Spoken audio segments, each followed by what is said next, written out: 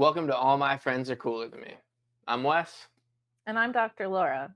Enjoy today's episode. And learn how to be just a little bit cooler. All right. There he is. This is it. And by the way, so I didn't tell you this in advance because I wanted to surprise you. But before I get into anything else, I want you to know that this is actually the season finale. And they always say, save the best for last. Oh, brother, that just, it's got me feeling some type of way. All right, you've always had that knack to make me feel special. You are special.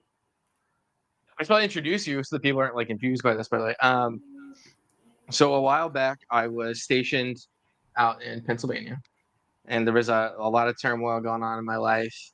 A lot of everybody's lives, COVID kicked off. There was just a lot of generic shittiness kind of permeating the social atmosphere.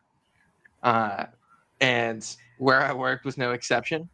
But I made friends with this gentleman who lives his life in a very different way than a lot of other men that I've met. It is a family first. And he was kind of this sage for me, where I kind of felt adrift in a very chaotic sea, and he just seemed to always have found his center in every moment. And so I picked his brain a lot, and a friendship developed, and he's still one of my very close friends. I cherish him. I love him, and he's got one of the coolest mustaches of all time. So, with that said, ladies and gentlemen, my good buddy Dusty. All right. Well, I don't know how to follow up that introduction. Like I was saying before we started this, you've always got that way of making me feel special and, loved. And I think it's just a lot of the relationship that you and I have built. It's one of those things where finding somebody that operates on my wavelength, I guess you'd call it, is hard to find. And when those people do come across my life, I'm not going to let you go. You're kind of stuck. I already signed the contract saying that you and I have to be friends forever. So, that was a part of coming up on here. So, I got to do it. You were the first person to ever read the media release. Hell yeah. Also a sign of intelligence. He's reading things before signing them. Oh, Dusty's smart as fuck. Yeah.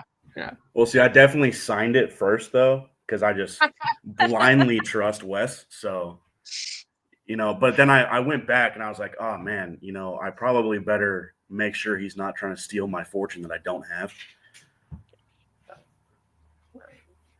We're really glad to have you, Dusty. First things first, can you tell us a little bit about yourself, maybe a bit of your background?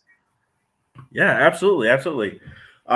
So I guess starting from the very bottom, I born and raised in Idaho, lived there for the first 18 years of my life. I was constantly surrounded by family. So, family's been a big part of my life for my entire life. I come from a very large family, so spent a lot of time together, camping trips, outdoors, spending time just outside in general, was what we did all the time. So, my senior year of high school, walked into a Navy recruiting office, and I was like, hey, even though this guy I'm going to meet in the future thinks I'm really smart, I'm not going to college. So help me get out of here and teach me something. So that's what I did. Left for the Navy at 18. Joined under the nuclear field because I guess they did think that I was a little bit smart. But started that, went through that for a while. Ended up dropping out of that after a while because it just was not for me. Became an electrician, the absolute best mistake that's ever happened in my life. Loved every second of it. And, spent some time on a boat, floating around, fixing problems, making Sparky go roundy. And ended up in Pennsylvania, ended up here. This is where I met my wife. My beautiful wife has given me two wonderful kids. She said, hey, if we're going to stay together, this is a non-negotiable. We got to go to Pennsylvania. I said, you know what? I heard it's pretty cool. I'm up for orders, so let's see if I can go recruiting. And wound up in this little station, met a couple guys, Wes being one of them, and like I said, lifelong friendship was made relatively quickly. Um, I actually thought that he didn't like me very much at first. I also thought that he was really cool, so I just kind of like watched him from around the corner, followed him into the bathroom, whatever you got to do, right? It's kind of like a celebrity thing. Not in a weird way. Well, I mean, it depends. It might be a weird way. It worked out, so it can't be weird. But yeah, spent my 4 years there recruiting. Ended up having to get out of the Navy. Now I'm an electrician as a civilian. Loving every second of it again. And, just being thankful that I have every day here, being on this side of the dirt and being able to spend time with my family, my 2 boys, my wife, my wife's family, all of my friends that, I consider to be family. Wes, unfortunately, I haven't seen you in a while since you left me, but it's one of those things. Family is important to me, and when you were brought into the fold, you became my brother, and that's how I see you. And we'll be family forever. And At least we still that talk. really brings us. Right. Absolutely, and that brings us to where we're at today. Sitting in my wonderful home that put together for my family here, and talking to you, buddy. I mean, I do have kind of like a pretty big serious question right out the gate, and like this wasn't like I didn't think about this one. Just did you actually think that I didn't like you at first? Because this is complete news to me. So 100%, I have this. I like to call it poop face that I carry around. Usually, when I meet new people, I'm not very social, and that the two of us kind of have the same thing, right? So the first time I met you, I was all pooped out, and you were all poop faced out too, and I was like, all right, this is how it is. I don't know this guy, but he really knows what he's doing. He's really smart. And then really it just boiled down to a simple conversation one day. And I was like, you know what? This guy's pretty cool. I like him. Let's see what happens here. And blossomed into a beautiful friendship. Yeah. Well, for the record, I always liked you. Just throwing it out there. That's all I needed to know. It's actually solved a lot of my problems. And now I was actually going to call Dr. Laura on the side and, start having some serious conversations, but now I don't need to. Thank God, yeah, no, crisis averted. Right. So funny that your wife convinced you to move to Pennsylvania, because I convinced this guy to move to Mississippi of all places. So I take it as a good sign that you find a man who's willing to move to a different state for you. Yeah. It's a big leap, but I've seen how Wes operates, and I've seen him go through a lot, seen him in what I would probably consider to be his worst area, very bad point in his life, and watching him build himself back up. And I can tell you right now that he is that guy, right? I mean, all of his friends are supposed to be cooler than him, but it's pretty hard to compete.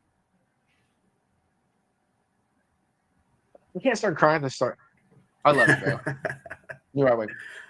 I mean, honestly though, like that is kind of like a callback because like even in the intro, like I'm not kidding when I say like I was at a very low point in my life, and talking to you and listening to your philosophies were literally a huge part of my tool belt to rebuilding that life.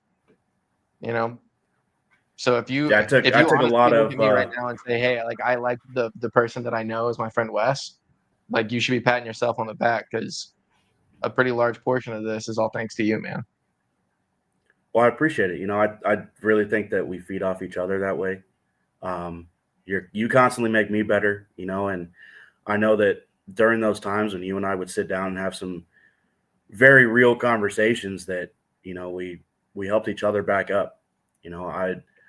I kind of live my life in this thought process that I've been through a lot and I've done a lot. So if I can help somebody else out, that's what I'm going to do. And that just happened to be where you were at, and I had a little bit of experience, and I saw somebody that meant a lot to me as a person, and I didn't want to see you down. So it was like, hey, I've been down this road. I can relate to you, and been through it, been there. This is how I started to come back out of it, and that's what I wanted you to do to, try to give you those tools that I didn't have so that we could build back together and be better together. Hell yeah. So, I mean, that value-centered, family-centered philosophy that has obviously demonstrated its results, and I think they speak for themselves, but where did that originate? Man, that's I was actually really thinking about this because I just had a thought that this was going to be a question that came up. And as far as I can theorize what may have caused it or whatever, but I genuinely think it was just something I was born with. Because I can't explain it. There's things that have happened in my life that may have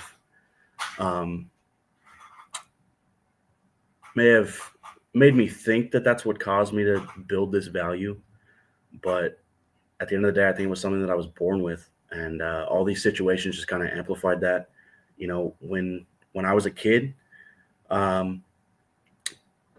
typical young kid, wanted to be a firefighter, police officer, all that kind of stuff. But as I started getting older, like my oldest son's age, he's about to turn 11 next week. And, about that time, I was like, you know what? All these people want to do all this cool stuff, and that's great. And I want to have a good life. But my number one priority, I want to be a dad. And it's just something that's always been there for me. Like I said, I grew up around a huge family.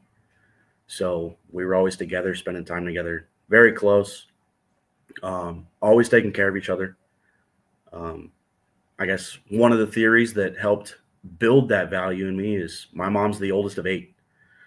So all of her younger brothers and sisters followed us around wherever we went. She was taking care of them. She raised half of them. So I think that helped me with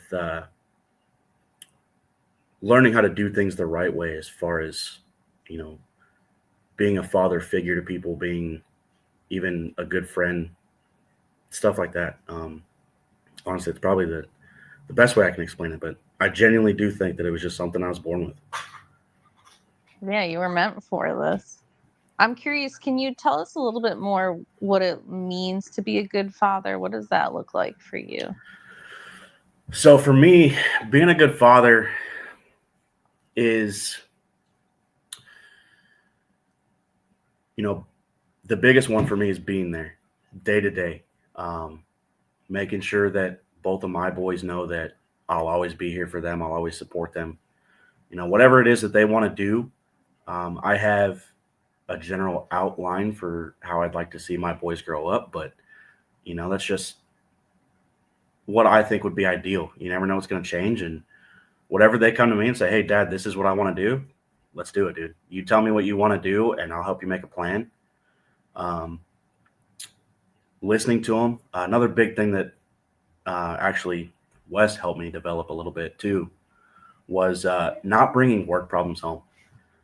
That was a huge one that he genuinely taught me was, you're having a rough day at work. Everybody has bad days, but as soon as you cross that threshold coming into the house, it's gone.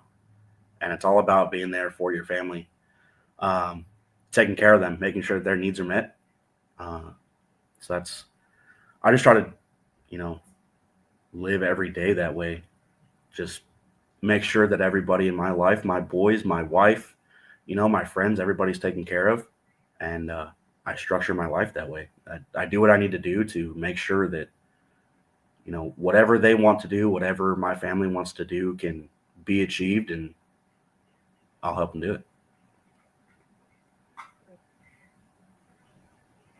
So this is going to be a little bit weird, right? But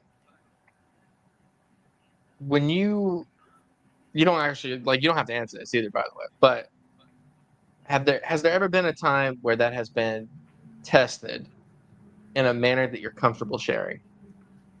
I think that's probably the best way to phrase that question. In which aspect being tested? Like work problems, things like that.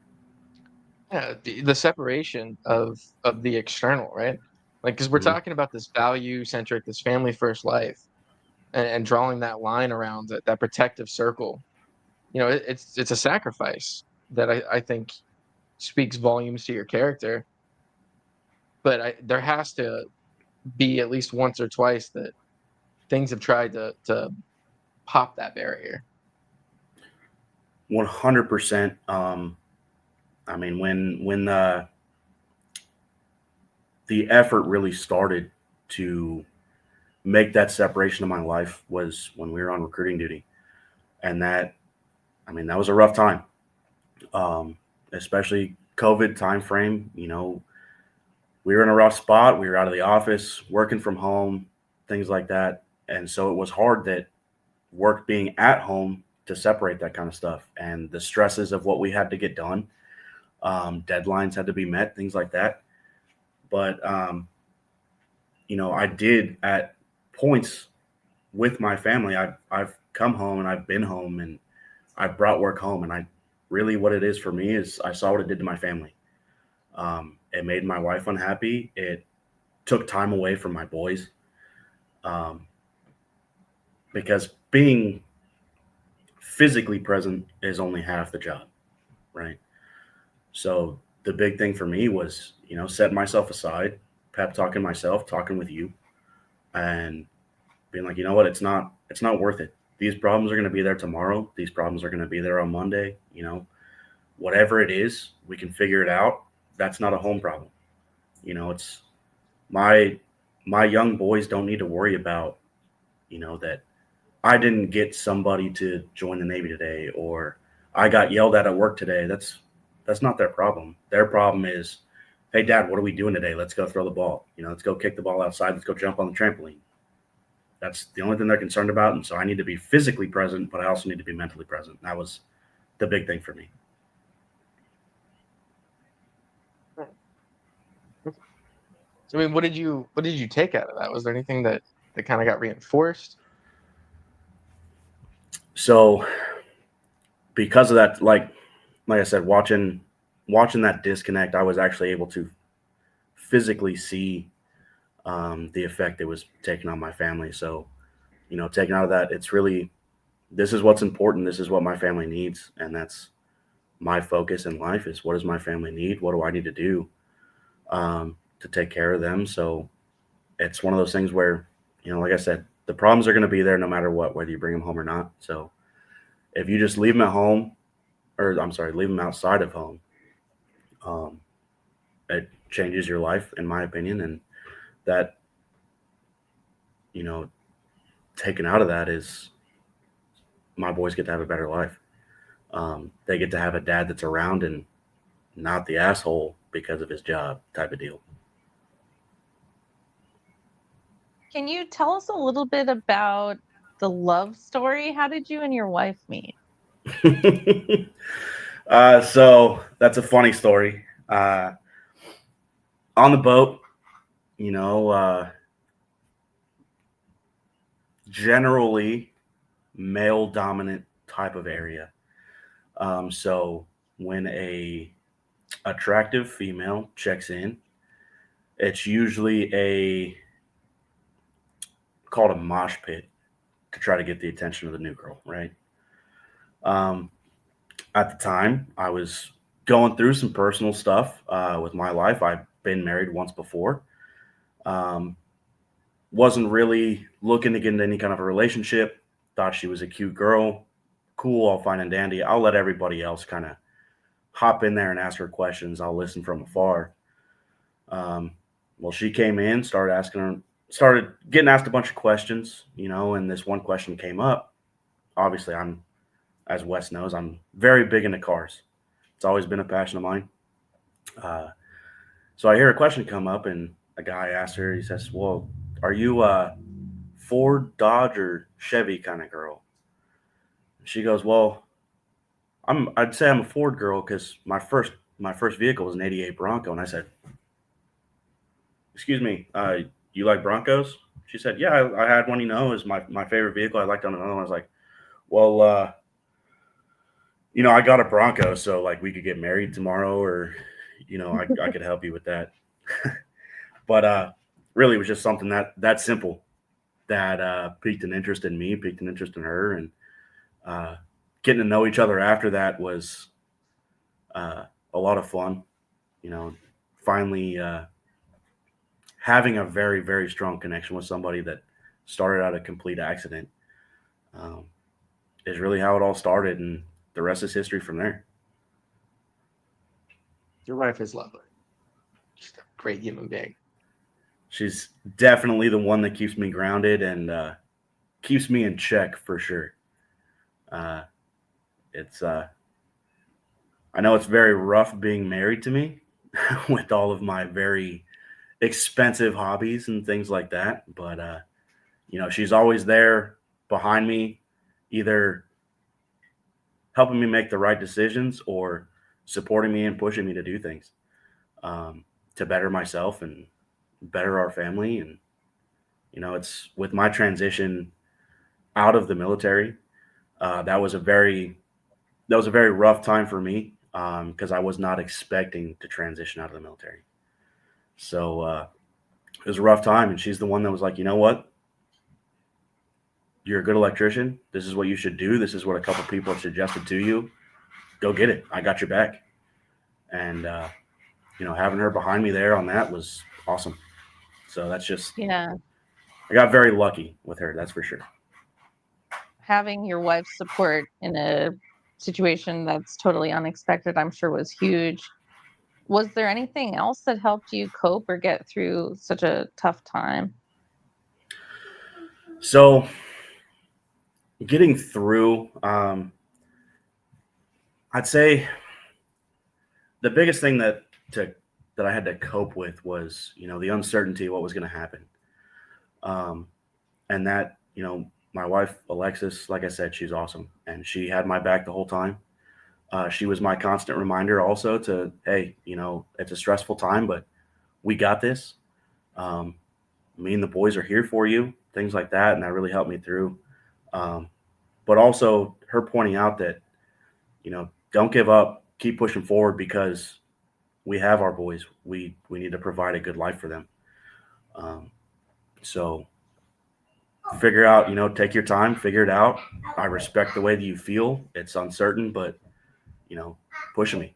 Get up off your ass, get out there, let's do this thing.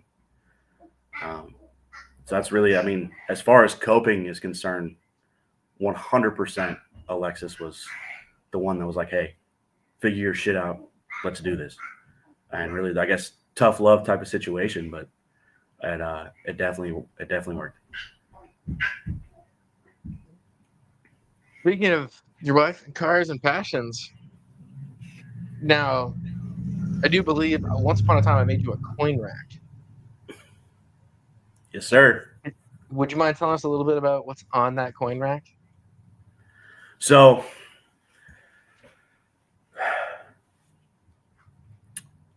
this guy I knew one time, right?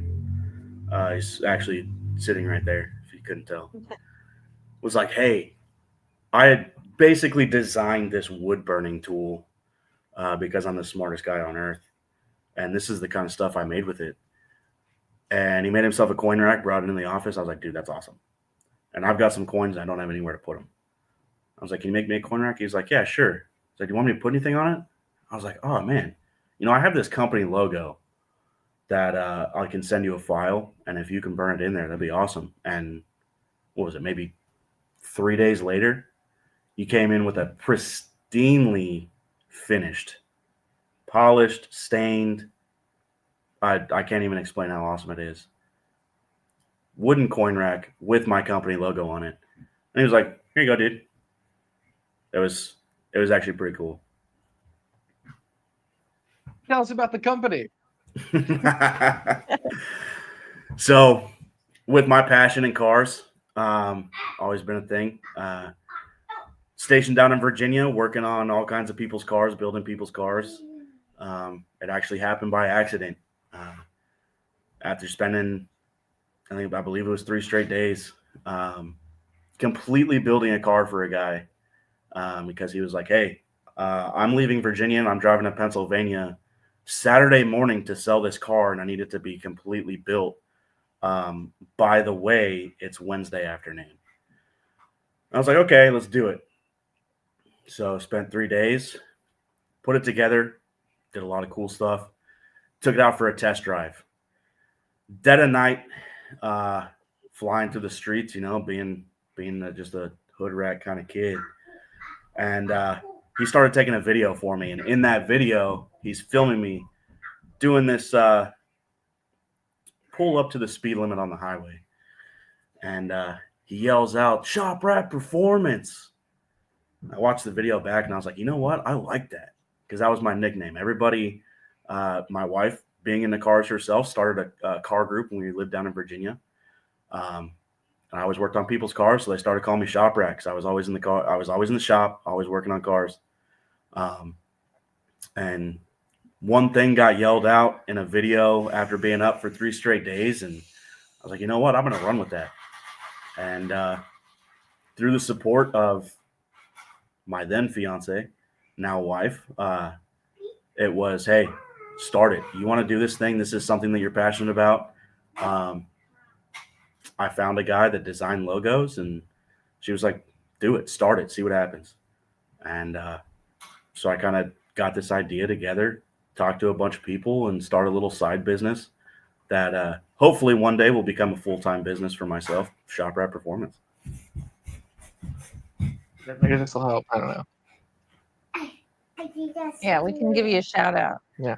Oh, do we have a special visitor here? We sure do. Here's the little guy. You want to say hi? Hey, No, you buddy. don't want to say hi.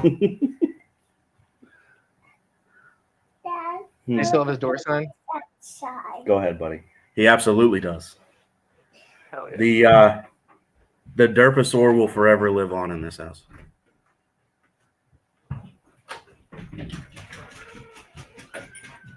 Go ahead. I guess this is going to be kind of a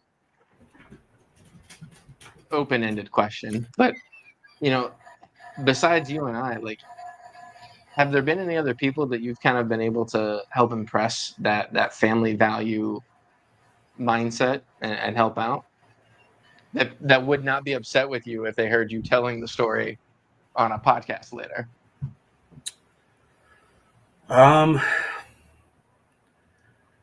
As far as impressing it onto people, giving people advice, I feel like most anybody that I've encountered in that kind of a situation, it was more of a give and take relationship, right? I don't think that I've necessarily given anybody direct advice or a how to be a good family man, or whatever the case is, because I don't believe that I've perfected it myself. But through conversations with plenty of people, even old Mike in the Westchester office, I watched him grow from a single guy to a dating guy to a to-be engaged guy to a father. And what's up, buddy? It's smelling so warm. Mm-hmm.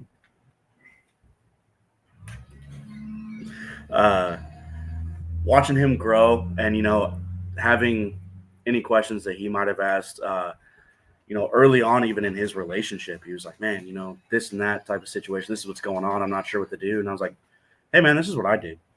And it worked out pretty good for me. So if you want to give it a try, you can go ahead and give it a try. But, it's as far as laying out an exact plan for anybody, I wouldn't say I've done that. Again, it's all give and take as far as I'm concerned. It's building off of each other, learning from each other, and finding and developing a plan that works for that individual person. Did Dusty give you tips on how to win me over? I just winged it. That's Working out okay. So, Mike, Michael Carlin, he and his wife, lovely people, think I've actually showed you pictures of them too. Yeah, amazing. I don't know if he listens to this or not, but love you, brother. Shout out, Mike. Shout out. You guys are awesome. Huge shout out. I haven't seen him in forever. I love seeing all of his updates on Facebook and stuff. I just saw him back in December, and he's a great dude. It makes me really happy to see him out there living his best life.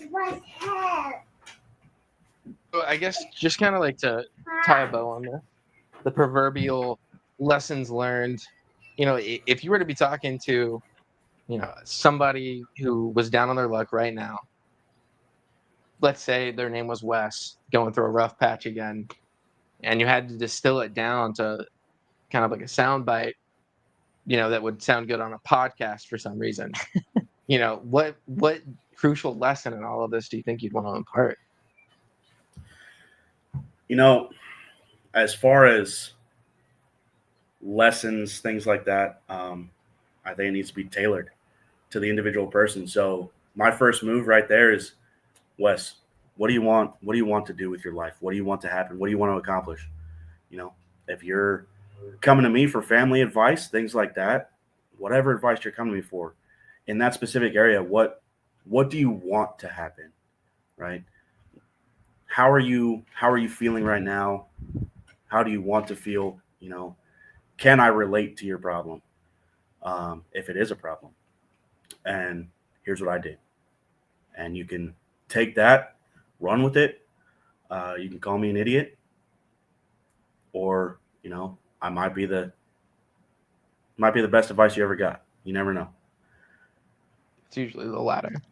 Yeah, it's pretty good advice. Well, I appreciate that. I think there is some commonality in that, though, because just like how you were talking about with your family, I've seen you do it with friends. I know that you did it with me. You never tried to impress your value, your drive into another person, because other people were always what your priority was. So, you made their priorities yours. You didn't try to absorb other personalities or anything like that. You were authentically you, and in doing so, built community and cared for others because that's who you are. And you were always an inspiration to be around.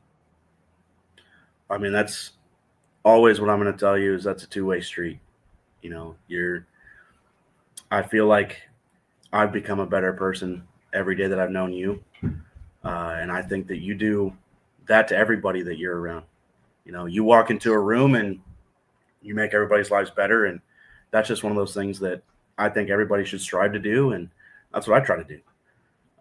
If I can improve somebody's life, whether it's, giving a buddy advice or, giving the guy down the street the shirt off my back. It's all about helping people out and making the world a better place. So, my darling love, my wife to be, my fiance, that's the word for wife to be, right? Yeah. Do you have any Hold on, psychological time out.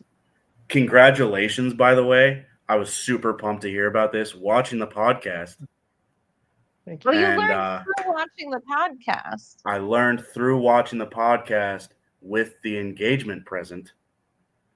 And I said, hold up, wait a minute, pause the podcast. What's happening? You had to have known the wedding invite was coming, though. Oh, absolutely. You think I'm gonna miss out on at least a save a date? You gotta add it to your fridge for sure. Thank you, though. I appreciate that. But as I'm hearing you guys talk, I think for me, what it boils down to is find out your why. Find out the reason you want to wake up in the morning and keep going. And that is different for different people. For you, it was crystal clear. Your why is your family. That's the reason you get up every day and do the things that you do. And in psychology, we call those things the things that are most important to us, the things that we want to live our lives according to, our values, right? And what we found is that in order to lead a meaningful life, a life that feels productive, that people feel content, you have to find meaning. You have to find direction.